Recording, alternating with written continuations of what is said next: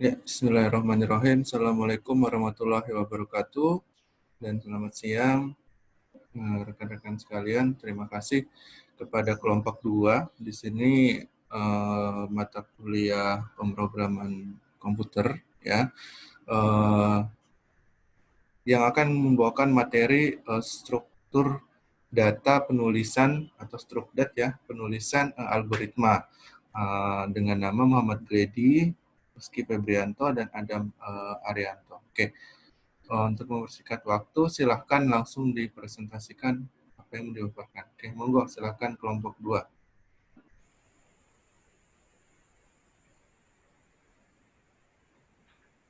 Ya, Assalamualaikum warahmatullahi wabarakatuh. Waalaikumsalam. Waalaikumsalam warahmatullahi wabarakatuh.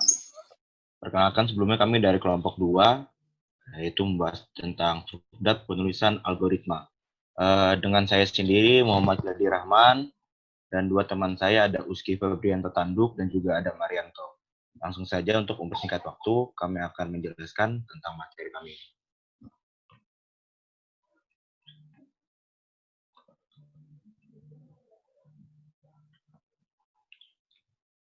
Pertama, apa itu algoritma? Algoritma adalah deretan instruksi yang jelas dalam memecahkan masalah, yaitu untuk memperoleh keluaran yang diinginkan dari suatu masukan dalam jumlah waktu yang terbatas. Beda algoritma dengan program adalah kumpulan pernyataan komputer, sedangkan metode dan tahap sistematis dalam program adalah algoritma. Program ditulis dengan menggunakan bahasa pemrograman. Jadi, bisa disebut bahwa program adalah suatu implementasi dari bahasa pemrograman. Lanjut, apa itu struktur data? Struktur data adalah cara penyampaian, penyusunan, dan pengaturan data di dalam media penyimpanan komputer sehingga data tersebut dapat digunakan secara efisien. Pemakaian struktur data yang tepat di dalam proses pemrograman akan menghasilkan algoritma yang lebih jelas dan tepat, sehingga menjadikan program secara keseluruhan lebih efisien dan sederhana. Setelah memahami pengertian dari struktur data, sekarang kita ulas apa saja manfaat struktur data dalam sebuah pemrograman. Kita lihat sebagai berikut. Yang pertama, memberikan kemudahan dalam proses pemrograman. Kedua, memudahkan dalam menggunakan konsep algoritma. 3, efisiensi memori yang dipakai. Yang keempat, memudahkan dalam pengaturan data. Yang kelima, mempercepat dalam menemukan masalah saat coding. Yang keenam, memudahkan dalam menyusun bahasa pemrograman. Selanjutnya ada flowchart atau diagram alir. Flowchart atau bagian alir adalah skema atau bagian chart yang menunjukkan aliran flow di dalam suatu program secara logika. Flowchart merupakan alat banyak digunakan untuk menggambarkan algoritma dalam bentuk notasi-notasi tertentu. Flowchart merupakan gambar atau bagian yang memperlihatkan urutan dan hubungan antara proses beserta pernyataan. Gambaran ini dinyatakan dengan simbol. Sedangkan antara proses digambarkan dengan garis penghubung. Dengan menggunakan flowchart akan memudahkan kita untuk melakukan pengecekan bagian-bagian yang terlupakan dalam analisis masalah. Di samping itu, flowchart juga berguna sebagai fasilitas untuk berkomunikasi antara pemrogram yang bekerja. Lanjut, walaupun tidak ada kaidah-kaidah yang baku dalam penyusunan flowchart, namun ada beberapa anjuran. Yang pertama, hindari pengulangan proses yang tidak perlu dan logika yang berbelit-belit sehingga jalannya proses menjadi singkat. Yang kedua, jalannya proses digambarkan dari atas ke bawah dan diberikan tanda panah untuk memperjelas. Yang ketiga, sebuah flowchart diawali dari satu titik, yaitu start, dan diakhiri dengan end, yaitu berakhir. Di sini kami menampilkan simbol-simbol dari flowchart tersebut. Itu bisa lihat sendiri. Saya akan jelaskan pengertian simbol-simbol flowchart yang ada berada di samping. Yang pertama itu adalah terminator. Notasi ini digunakan untuk menunjukkan awal dan akhir suatu algoritma. Yang kedua, yaitu ada aliran data. Aliran data ini dilambangkan dengan tanda panah. Notasi ini disebut arrow, digunakan untuk menunjukkan arus data atau aliran data dari suatu proses ke proses lainnya. Yang ketiga, input atau output. Notasi ini disebut data digunakan untuk mewakili data input ataupun output akan menyatakan operasi pemasukan data dan pencetakan hasilnya. Jadi, input atau output ini biasa digunakan di awal maupun di akhir dari suatu flowchart. Terus, yang keempat ada proses. Notasi ini disebut proses yang digunakan untuk mewakili suatu proses. Yang kelima, disebut ada pencabangan. Notasi ini disebut decision yang digunakan untuk suatu pemilihan, penyeleksian kondisi di dalam suatu program. Yang keenam ada pre-variation. Notasi ini digunakan untuk memberi nilai awal, nilai akhir, penambahan atau pengurangan bagi suatu variabel konten. Yang ketujuh ada prediction process atau call. Notasi ini digunakan untuk menunjukkan suatu operasi yang rincinya ditunjukkan di tempat lain, dalam kurung prosedur, subprosedur, atau fungsi. Yang ke-8 itu ada konektor. Notasi ini digunakan untuk menunjukkan sambungan dari flowchart yang terputus di halaman yang sama atau halaman berikutnya. Yang terakhir adalah off-pack connector. Saya ulangi, off-pack connector, yaitu penghubung bagian-bagian flowchart yang berada pada halaman berbeda. Nah, itulah penjelasan singkat dari lambang-lambang yang berada di flowchart. Kita next, yaitu ada struktur data algoritma. Terbagi menjadi 3, itu ada sekuensial, runtunan, struktur seleksi, dan 3 struktur perulangan. Nah, ini adalah contoh struktur dasar dari algoritma. Yang pertama adalah sekuensial atau runtunan. Bisa teman-teman lihat di samping, ada 3 langkah dari gambar tersebut. Terus bentuk struktur sekuensial ini seperti di samping. Pada struktur sekuensial ini, langkah-langkah yang dilakukan dalam algoritma diproses secara beruntunan, mulai dari langkah pertama, kedua, dan seterusnya. Pada dasar suatu program memang menjalankan suatu proses dari dasar seperti struktur ini. Jadi lambang-lambang atau simbol-simbol yang tadi saya jelaskan sebelumnya itu berguna untuk menyusun flowchart atau memasukkan data-data.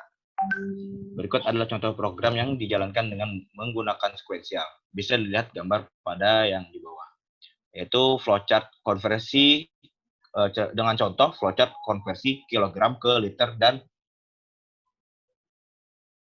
meter. Yang pertama kita input, terus kedua kita lanjutkan dengan simbol arrow yang panah tadi. Ketiga masuk flowchart selanjutnya, dan terakhir adalah output. Ini adalah sistem suatu dasar dari flowchart sekuensial atau runtunan. Kita next. Selanjutnya ada struktur seleksi. Struktur seleksi menyatakan pemilihan langkah yang didasarkan oleh suatu kondisi atau pengambilan suatu keputusan. Struktur ini ditandai selalu dengan bentuk flowchart dissection dalam kurung flowchart yang berbentuk belah ketupat. Nah, bisa teman-teman lihat sendiri gambarnya. Banyak contoh yang dapat kita terapkan pada struktur jenis ini jika itu menyangkut keputusan di antara diskon yang berbeda berdasarkan jumlah barang yang ingin dibeli. Teman-teman bisa lihat sendiri gambar-gambar kami tampilkan. Contohnya seperti yang gambar kanan, input yang akan dibeli. Nanti akan dipasangkan dengan jumlah, ya atau tidak. Apakah misalkan kita dengan contoh misalkan kita membeli jumlah barang lebih dari 9, apakah kita akan mendapatkan diskon atau tidak? Nanti dari sistemnya akan membaca kalau kita membeli barang lebih dari 9, otomatis kita akan mendapatkan diskon senilai 20%.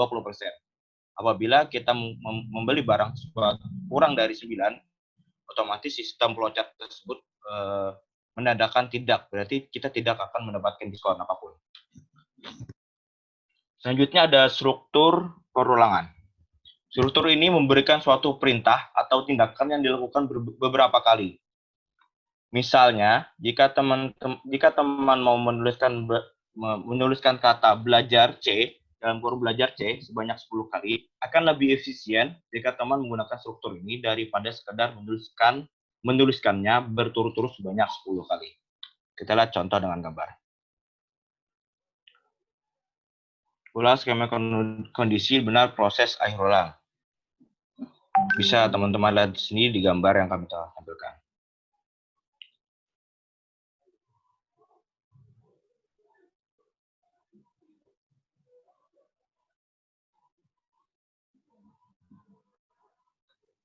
Selanjutnya set terakhir, terima kasih dari kami.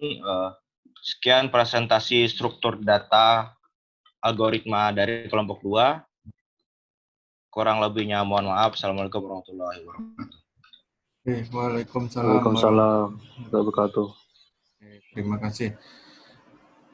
Karena di sini hanya ada satu, William Erlangga, silahkan mungkin kalau mau bertanya, atau mungkin dari kelompok 2 ada yang mau ditanyakan terkait ini. Tadi sudah jelas sih, sangat-sangat jelas ya. Oke, silahkan kalau ada yang mau ditanyakan. Jadi intinya untuk struktur data penulisan algoritma itu ada banyak. Tadi ada flowchart, ada coba lihat yang terakhir tadi struktur dasar algoritma ya, struktur dasar algoritma.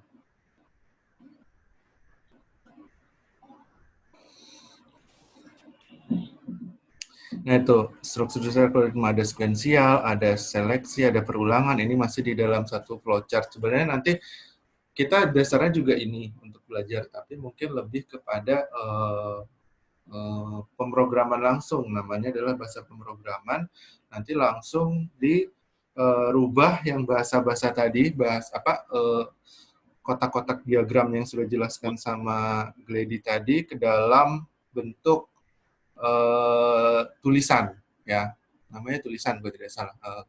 Mungkin nanti bisa dilihat yang video YouTube yang TI itu ada tulisan. Jadi nanti Python-nya seperti itu. Ya, ini untuk kelompok 3 yang untuk minggu depan kita akan instalasi bahasa pemrograman yaitu bahasa Python. Ya, kita langsung coba praktek di situ. Ya. Saya rasa sudah cukup untuk 2 materi ini yang maksudnya kemarin minggu lalu dan juga sekarang kalian sudah paham tentang apa itu algoritma dan apa itu struktur data. Intinya seperti itu ya. Tidak ribet kok, tidak ribet. Cuman nanti prosedur penulisannya aja seperti apa. Itu yang akan nanti kita akan pelajari. Oke. Ada pertanyaan? Tadi sudah sangat jelas untuk menjelaskan flowchart, mungkin, tapi kalau memang tidak ada, kalau memang belum masih mengerti terkait hal tersebut, silakan ditanyakan saja. Oke, kalau tidak ada, ya tidak apa-apa karena sudah sangat-sangat jelas untuk menjelaskannya, ya.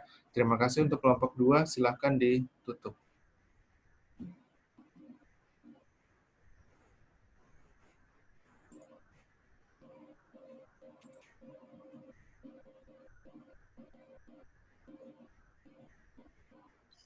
Mic-nya Bang Gladi.